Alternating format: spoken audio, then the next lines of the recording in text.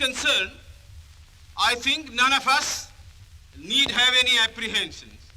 None of us need have any doubt. But my fear, which I must express clearly, is this. Our difficulty, as I said, is not about the ultimate future. Our difficulty is how to make the heterogeneous mass that we have today take a decision in common and march in a cooperative way on that road which is bound to lead us to unity. Our difficulty is not with regard to the ultimate. Our difficulty is with regard to the beginning. Mr. Chairman, therefore, I should have thought that in order to make a start, in order to induce every party, every section in this country, it would be the act of greatest statesmanship for the majority party even to make a concession to the prejudices of people who are not prepared to march together. And it is for that I propose to make this appeal. Let us leave aside slogans.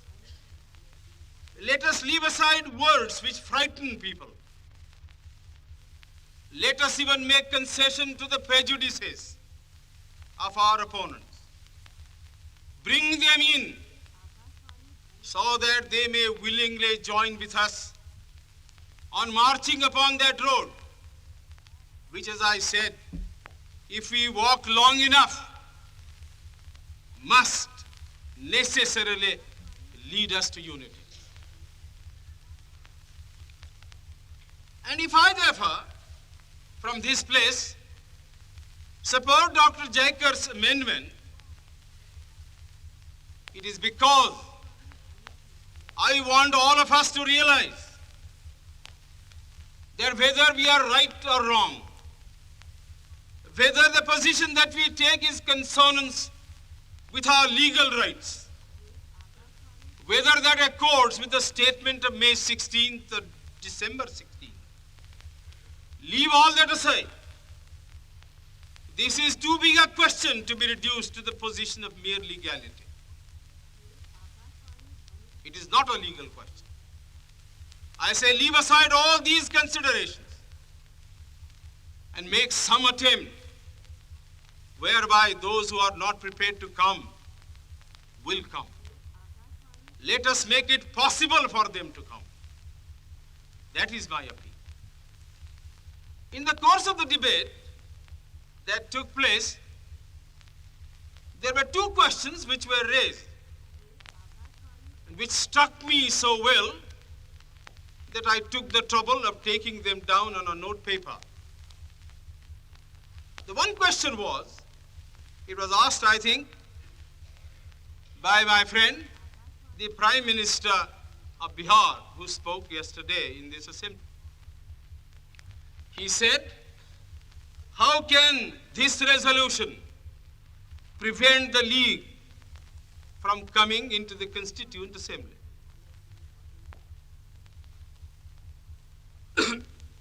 Today, my friend Dr. Shyam Prasad Mukherjee asked another question. Is this resolution inconsistent with the Cabinet Mission's proposal?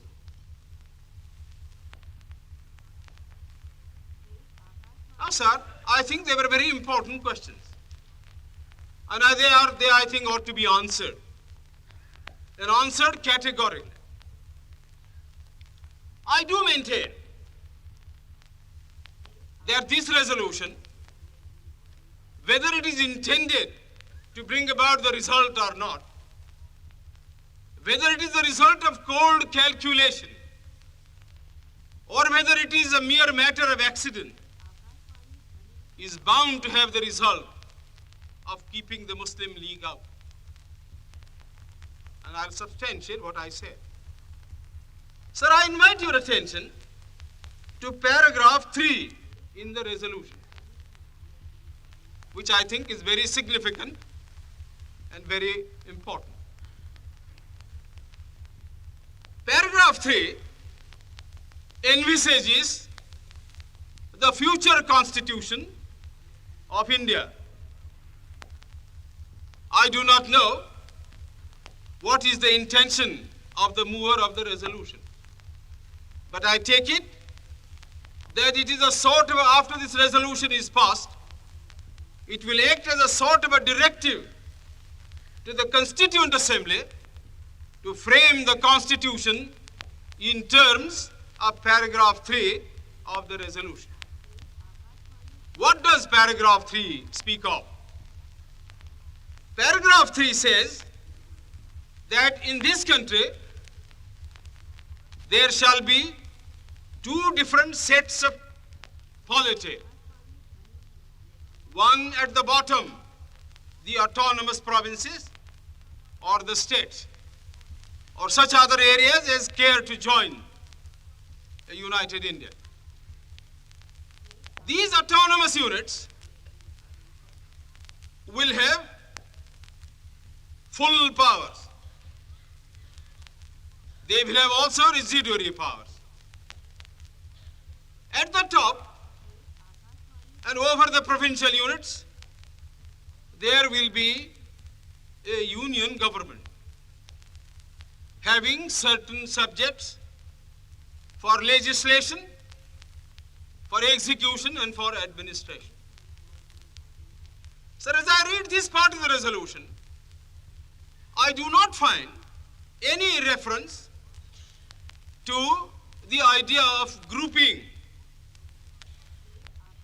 an intermediary structure between the union on the one hand and the provinces on the other. Now, reading this paragraph in the light of the Cabinet Mission's statement, or reading it even in the light of the resolution passed by the Congress at its Wardha session, I must confess that I am a great deal surprised at the absence of any reference to the idea of the grouping of the provinces. So far as I am personally concerned, I do not like the idea of grouping. I like a strong, united center,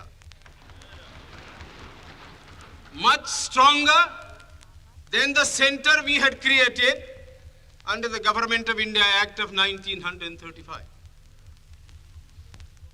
But sir, these opinions, these wishes have no bearing on the situation at all. We have traveled a long road. The Congress Party, for the reasons best known to itself, consented, if I may use the expression, to the dismantling of a strong center which had grown into this country as a result of 150 years of administration,